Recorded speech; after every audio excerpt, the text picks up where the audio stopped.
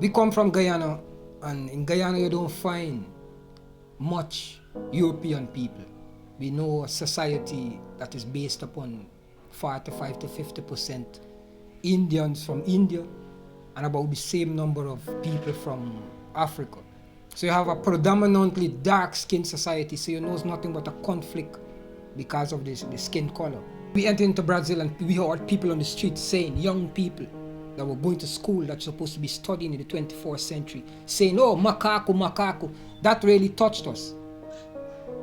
Yeah, that touched us to see that a country, we haven't even reached in Brasilia, in these places, Sao Paulo yet. This is in the north still, but the north has a reasonable development. So when you look and you see people dealing and saying these types of things, you wonder. You say, well, something wrong, because I never hear this remark being referred to me in my country where I came from.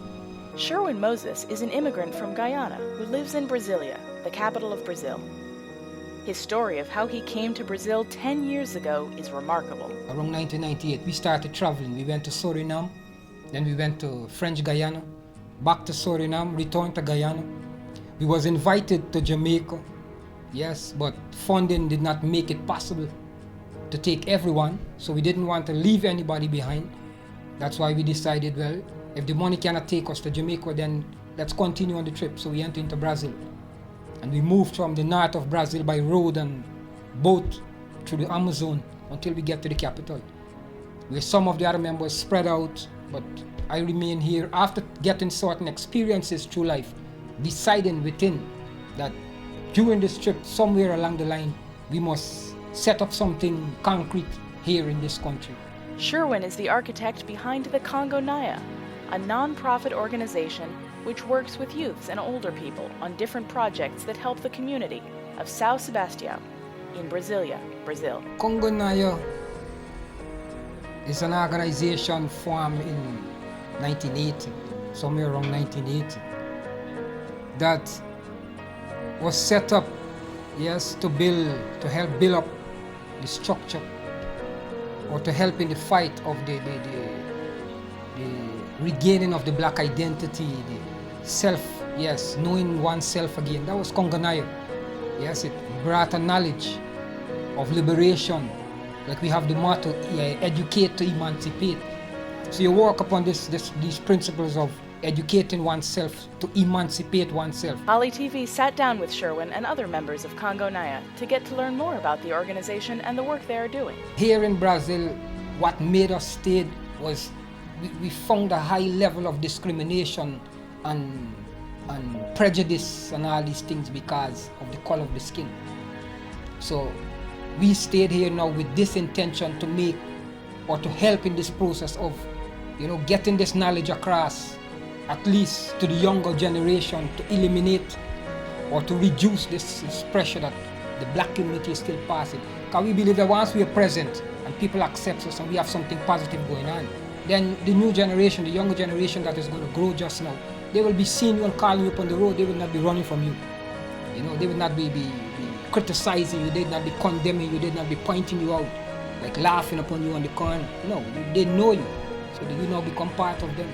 That's what Congo Nya does here. We get to the people and we try to change this scene, the scenery that is going on.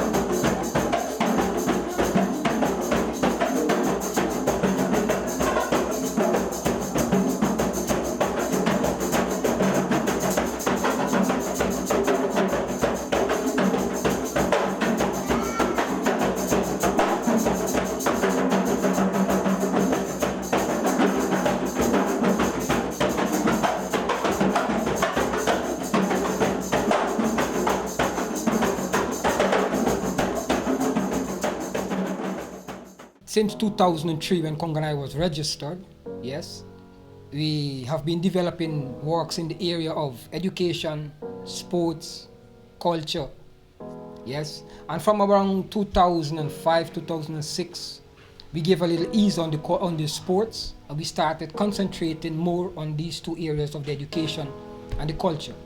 Yes, what we have going on, we have been doing officinas. Yeah, so we have been doing workshops, drumming, dancing, sewing, yes,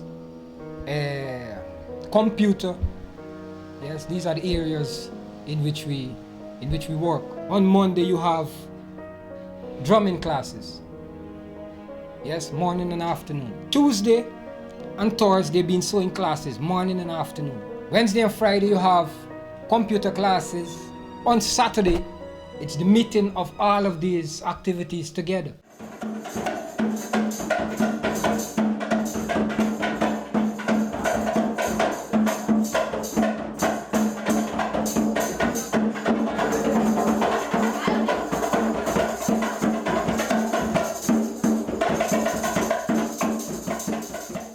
Congo Nya is growing in several dimensions. Different opportunities are appearing, different dimensions like audiovisual, music as well, like education, like fashion. So it's different branches, like a tree with different branches. So I think that there are a lot of opportunities. As atividades daqui são importantes. Acredito que para você não estar envolvida com outras coisas que não fazem parte, tá com a cabeça mais ocupada, porque aqui tem muita coisa importante, tem muito conhecimento. Então, para mulheres, é bom a mulher tá mais independente, tá conhecendo mais coisa. Aí eu acho que faz parte, é legal.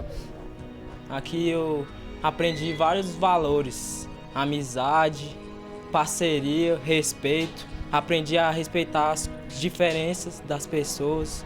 Colaborou muito para o que eu sou hoje. Eu vi ela vindo pra cá, eu comecei a vir também, a gente sempre andava junto e foi um negócio bacana, porque eu vinha pra cá, cada dia que passava eu aprendia e me sentia importante também. Some of this need funding because it don't just happen that way.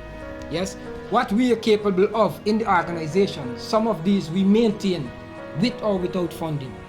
That is what the people in the organization on a day-to-day basis, they have the capabilities of doing. So they offer this type of work to the community without funding. When there is funding, then funding comes in for these teachers also, but the people that donate their activity to this. When there is projects, then we have teachers that we would contract, people with the capability and the training necessary to pass the knowledge, because the thing is about getting over a quality of knowledge to these who will call themselves students, whether in the sewing classes or on the computer, that they can really get themselves to another level. They are doing something very, very good here. And because of his presence here, it even made it easier for us in terms of skin color to be more easier for us to relate with people here, because I think they had paid the price on our behalf.